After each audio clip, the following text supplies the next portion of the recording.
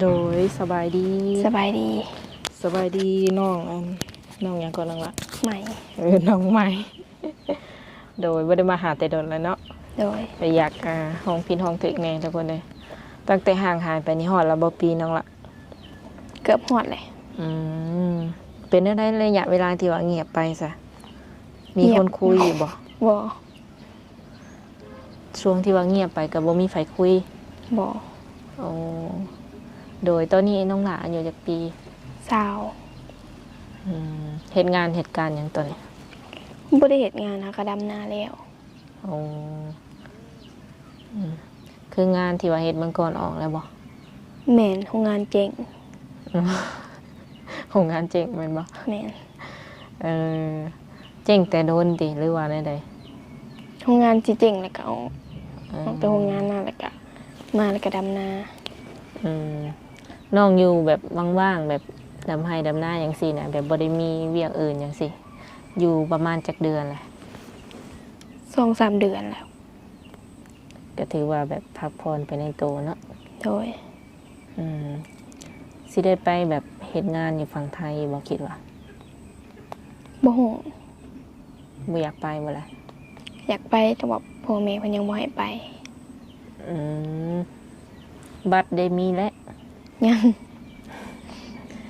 บัตรอีหยังก็ยังบ่ทันได้เตรียมไว้เนาะแม่นอืมเลยอันตอนนี้นี่คือว่าให้หน้านี่ยังบ่ทันแล้วบ่หรือจังได๋แล้วแล้วเบิดกูทงแล้ว เบิดแล้ว เออถือว่าไวเนาะเฮ็ดเองบ่หรือว่าจ้างนำเฮ็ดเองได้ข่าวร้ายบ่สมมุติว่าเฮาเฮ็ดแบบประมาณนี้นะแต่ละประปีมาณ8-90 สอบอ๋อแล้วตอนนี้นี่ถือว่าน้องหลาโสดติโสดเออโสดหอบ2บ่หรือว่าหอบ3เนาะทุกคนคือแบบขอถามแบบตรงๆเนาะแบบเขาเข้ามาคุยแหละมันบ่ตรงสเปคน้องเลยบ่ ก็ตรงได้บางคนเป็นหยังแบบว่าคือบ่ได้คบแชทมาตอบเพิ่นแล้วเพิ่นก็เงียบอ๋อเพิ่นเงียบใส่เจ้าเองแม่นอันนั้นอาจจะเป็นเหตุผลที่ว่าบ่เห็นคบไผแบบจักเทื่อเนาะโดนสุดนี่ได้ประมาณจักเดือนประมาณเดือนหนึ่ง แม่ว่าเฮาก็ถามแบบว่าสมมุติเพิ่นบ่ถามเฮาก็ถามเพิ่นไปก่อนอยู่บ่ถามยันว่าเฮาแบบถามคำตอบคำก็บ่แม่นเนาะอันนี้ก็ถามเพิ่นอยู่โดยอายุห่างกันบ่แต่ละคนที่ว่าคุยกันห่างกันหลายบ่บางคนก็40บางคนก็30ปลายน้องปัดสาวเนาะโดย20ปีปลายบ่นี่ฮะ20ปีเต็มเลยยังบ่ฮอดซ้ำกำลังสิฮอดอัน20ปีแม่นโดยแล้วมื้อนี้นี่ถือว่าอยากออกมาเปิดใจบ่หรือจังได๋ออกมาเปิดใจเป็นอะไรคิดจังไดบัดนี้เหงาที่ออกมาเปิดใจก็คือเหงาแม่นอยากได้คนแก้เหงาหรือว่าอยากได้คู่ชีวิตนั่นนี่อยากได้คู่ชีวิตโอ้พร้อมสร้างครอบครัวเลยบ่เขาว่าลมกันก่อนกันอันนั้นได้ให้เวลากระเจ้าประมาณจักเดือนในการดูใจ5 เดือน 6 เดือนได้กะสำนักนี่ฮู้แล้วแม่นบ่โดยเอาแบบว่าความคิดของน้องซะเนาะน้องมักคนประมาณใดซะถ้าว่าเลือกได้แบบใดก็ได้ที่ผ่านมาแบบบ่มีเลยบ่แบบว่าคุยแล้วเฮาบ่ถึกมกถึกใจสินะเฮาบ่ถึกใจประมาณใดบ่ก็มักเบิดแม่นบ่แม่นตุ้ยเตี้ยดำยังเอาเบิดบ่อายุได้สูงสุดนี่รับได้ประมาณเท่าไหร่60ลงมา60ปลายนี่เบิดซิดได้คือกันนะยันว่ายังเอาอยู่เห็นว่าเนาะลักๆนี่แบบว่าอยากบ่แม่นว่าอยากสมัครคนแบบมีสายประมาณใดคนที่สิเข้ามาคุยกับเฮานี่นะนิสัยดีใส่ใจเอาใจเก่งมักแบบว่าใจร้อนบ่หรือใจเย็นใจเย็น โดย ไปหลินไปเที่ยวแบบว่าเพิ่นมากินเหล้ากินเบียร์อย่างสี่ก็หับได้อยู่บ่ ได้ สูบยาได้บ่ บ่ บ่มักแม่นบ่ตายเฮ็ดแนวใดบัดนี้เนาะสมมุติว่าเพิ่นมักแห้งๆสิได้ซะน้องละแบบว่าโดนๆเพิ่นขอสูบเทื่อนึงจังซี่นะหรือว่าเอาแบบบ่สูบจักดีเลยสิบ่ ได้โดนๆสูบเท่านึงก็ได้ อืมบอกเผื่อว่าบางทีเพิ่นมักเจ้าเนาะแต่ว่าเพิ่นก็อาจจะเลิกบ่ได้ประมาณนี้หั้นนะเอาเป็นแบบสูบดนๆเอาเนาะน้องละแพ้บ่แพ้กินยาสูบบ่หรือว่าตั้งบ่มักก็ซื้อ บ่ได้แพ้ตังบ่มัก อืมผู้ชายมีหนวดมีเครานี่พอรับได้บ่ ได้ ผู้ชายมีลูกติดเด้ ได้ โดย เจ้าได้สับเป็นคนนิสัยใจคอประมาณใด บอกบ่ถูก คิดว่าตัวเองเป็นคนแบบใดอารมณ์ดีหรือว่าอารมณ์ร้าย อารมณ์ดี อืม เว้าจ้านี่ได้สมักเว้าหลายอยู่บ่ บ่ค่อย เป็นคนเว้าน้อยๆเนาะแต่ก็มักแบบมักหยอกมักยิ้มมักหัวอยู่บ่ มัก อืมต่อได้ว่าขึ้นกับการสนิทสนมเนาะ แม่น คันว่าเริ่มนี่ก็อาจจะบ่ค่อยแสดงออกมาปานใดบ่ แม่น ถ้าได้สนิทแล้วก็คืออาจจะเว้าหลายบ่ก็ยิ้มหัวยังอาจจะประมาณนั้น แม่น เขาเบิ่งเพลินๆนี่เขาอาจจะคิดว่าน้องทรงสีโบแบบมักปากมักเว้าเนาะทรงสีขี้คุย บ่ ตัวจริงแล้วบ่ บ่ โดยสิคุยทางไหนบัดนี้ ทางไลน์ก็ได้ทางแอปก็ได้ ช่องทางติดต่อแม่นบ่ แม่น คันเพิ่นถามหาเฟซน้ำเอื้อยเด้ เฟซก็ได้ ให้อีหลีบ่ ให้ ยันเพิ่นหายคอยเนาะสมมุติว่าคอยถามอยู่นี่แล้วเจ้าว่าให้ได้พ่อเพิ่นขอเลยคอยบอกคอยอาจจะบ่ได้ให้เพิ่นเลยยันเพิ่นว่าเนาะก็คือให้ทางเฟซทางไลน์แล้วก็เบอร์โดยขออนุญาตถามเกี่ยวกับเพื่อนซานบ้านซองเนาะอันนี้เป็นเพื่อนของน้องเองเลยบ่ แม่น เพื่อนกกเพื่อนเข้าแม่นอยู่นี่เนาะโอ้ให้นานตะกร้านี่ก็เป็นของน้องบ่ บ่ โอ้อันมีแต่เดินดินเพื่อนซื่อๆบ่ แม่น โอ้ คิดว่าหน้ากับเพื่อนนี่เป็นของเจ้าเลยได้ติดกัน หน้าอันนี้เพื่อนคนทางเขาดิ เออบัดหน้าเจ้าได้ซะเขาเจ้ามา ห ทาง น้า นี้ อยู่ บ่ ทางนั้น เขาเจ้าสิมาทางนี้บ่ เงินไม่ได้เอา อ๋อส่วนหน้านี่บ่ได้แม่นของเพิ่นเนาะตัวนี้นะเพิ่นต้องไปอีกแม่นบ่ไกลบ่ บ่ไกล ย่างนี่ประมาณจักกิโลคิดว่าจักหลักจักนาที ถ้าว่าขี่รถก็ประมาณ5-6 นาที โอ้บ่ไกลปานใดทุกคน เพียงแต่ว่าเพิ่นดินดอนต้นหญ้าเพิ่นแม่นจะมีแต่เท่าที่ว่าสาวเพียงรีวิวให้เบิ่งเนาะมีแต่ภายในภายเฮือนซื่อๆเนาะบริเวณรอบๆเฮือนซื่อบ่ได้กว้างปานใดทุกคนเด้มีไอ้น้องจักคนซะน้องล่ะ 3 โดย ผู้ชายจักคนผู้หญิงจักคน ชาย2หญิง1 ยิงนี่ก็คือเจ้าบ่ แม่น ลูกสาวหลาซ้ำบัดเนี่ย ลูกสาวหลามูลมังขอดนี่แม่นบ่เนาะทุกคน โดยในใจนี่คิดว่าแบบถ้าว่ามีแฟนหรือว่ามีสามีสินะคิดอยากไปอยู่น้ำเพิ่นอยู่บ่ ก็อยากไปอยู่แต่ว่าทางนี้ผัดบ่มีคนอยู่นำพ่อกับแม่อ้ายไปอยู่กับเมียเบิด อันอ้ายสองคนน่ะเพิ่นสร้างครอบครัวเพิ่นละบ่ แม่น โดยแล้วก็ออกเฮือนเบิดสองเลย ยังบ่ได้แต่งอ้ายกบ อืม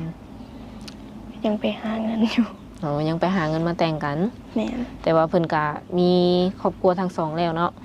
ทอแต่ยังบ่ทันได้แต่งซื่อๆหมั่นหมายไว้สิบ่ แม่น โอ้ อ้ายผู้หนึงหาแต่งแล้ว โอ้แล้วบัดนี้หาเจ้าต้องได้อยู่เพื่อนนำพ่อแม่บ่ แม่น อืม เป็นลูกสาวหลานแล้วก็ต้องได้มาดูแลพ่อแม่ว่าซั่นซะทุกคนเลยก็เคยถามบ่แบบถามพ่อถามแม่สินะคันสมมุติว่า เฮาแบบเฮามีคู่สิเนาะสมมุติว่าก็เจ้าก็เป็นลูกชายหลาคือกันอย่างสินะอยากได้เมียไปสินะก็คือเฮ็ดอะไรมีทางออกอยู่บ่ หรือว่าสิบ่เอาเลยคำมาเจอลูกชายหละ เอาแต่ว่าเขาว่าเพิ่นมาอยู่นํได้ก็โอเค อืมอันเน้นที่ว่าก็เจ้าต้องมานะเนาะโดยถ้าว่าเพิ่นมีธุรกิจอะไรแบบว่า เพิ่นอาจจะมาอยู่นำเฮาแบบทุกมื้อบ่ได้เลยอย่างซี่นะโดนๆมาเทื่อหรือว่าเดือนละเทื่อสองเทื่อได้บ่ ได้ อันอดกินฮอดได้อยู่บ่ ได้ โดยเว้าเผื่อไว้ซื่อๆเนาะทางไกลนี่คือเอาเบิด เอาเพิ่น อืม